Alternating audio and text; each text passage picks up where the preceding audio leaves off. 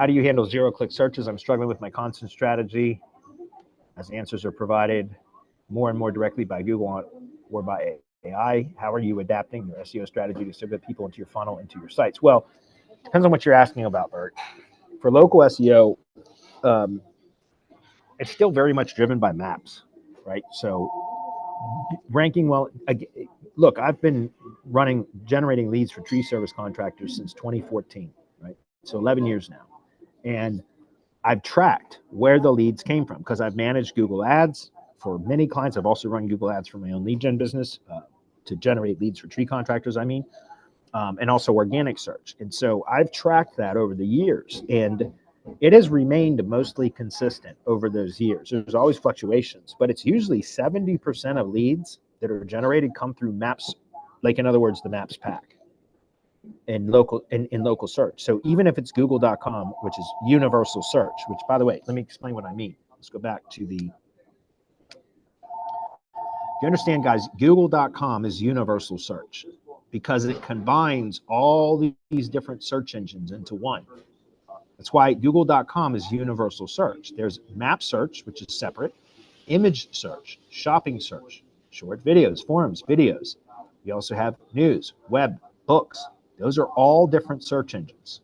Google.com is it's all of them combined. So that's why I called it universal search, right? And so in universal search, by the way, you guys understand this is not Google Maps. This is influenced by Google Maps, but this is local finder. And interestingly enough, let me see if I can do this. I would love to show this to you guys. I don't know if I brought the Bright Local. Yeah, I did, because we're going to cover this. I forgot that I brought this up. Let's take a look at the organic rank tracker.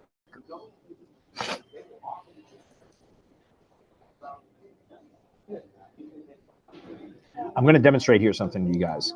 The difference between local finder and Google Maps search is what Google is tracking and displaying in the search results. Okay, so this is an example. If we come over here and we take a look at local finder, what is the URL that it is showing in local finder as ranking for the specific search query? That's a website URL. You guys see that, right? I'm hoping the pop-up is showing up in the screen video or the screen grab or whatever, but screen share, that's what I meant to say. But you see how every single one of those links that are showing up in local finder are website links. They're not maps profiles, right? All right, so let's go take a look at the local search grid.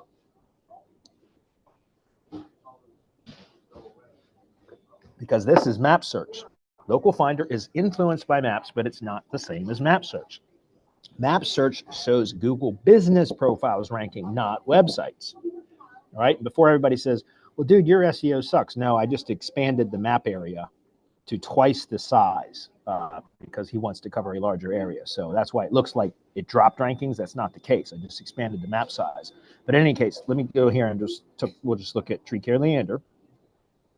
And what do you see here, guys? Like if we click on any one of these here, we'll just click on Box Tree Care because this is the one we're looking at. But when I look at, you'll see it in the bottom left corner when I hover over it. What is that? That's the CID map URL.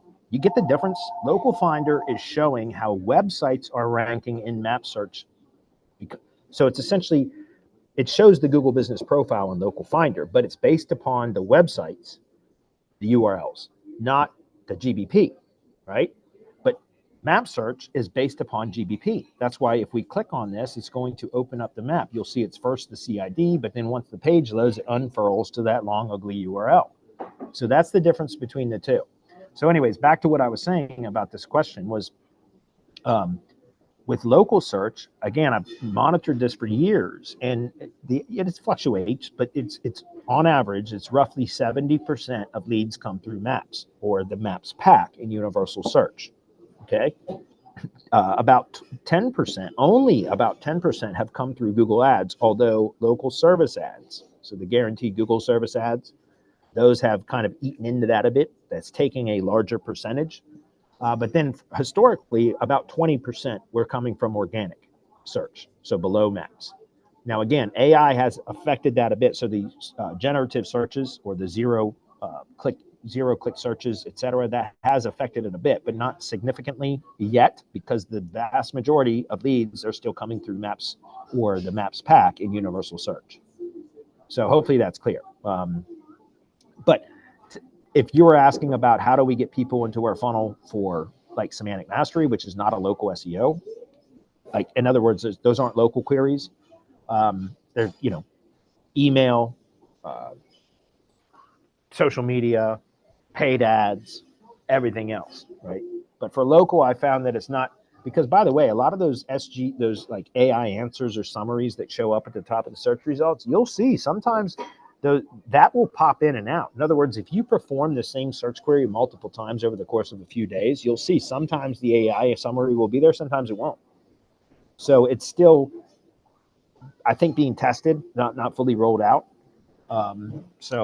But again, with local, so far, there's not a whole lot that we can do, except for example, with the next question from Joe, BERT, this is a good follow-up question. As you mentioned a few weeks back that you were looking to optimize for ChatGPT results. Any updates on this?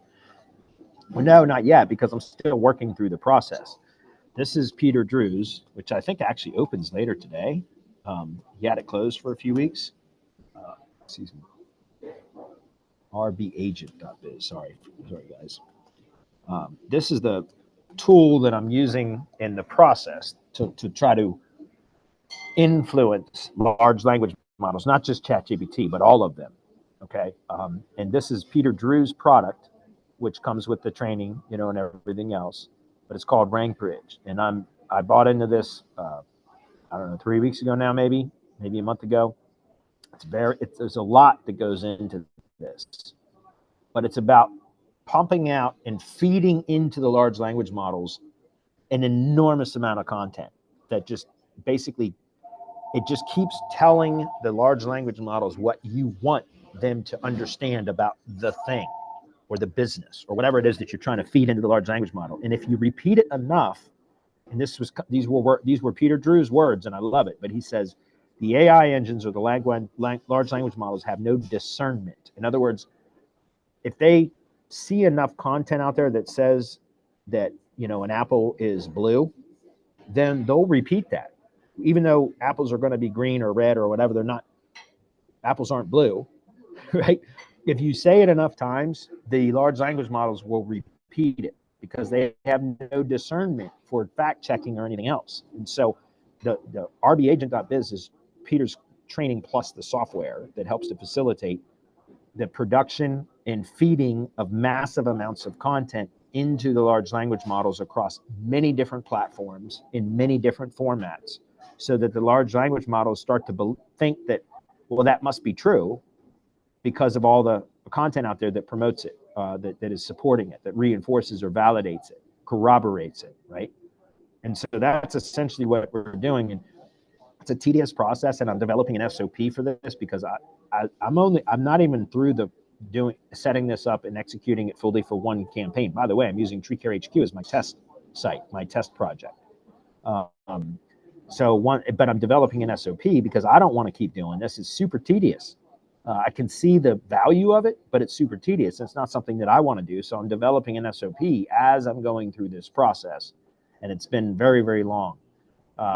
And so anyways, at some point I will have this developed, and then I'm going to go through it a second time and do it for semantic mastery. And then I will polish the SOP during that time.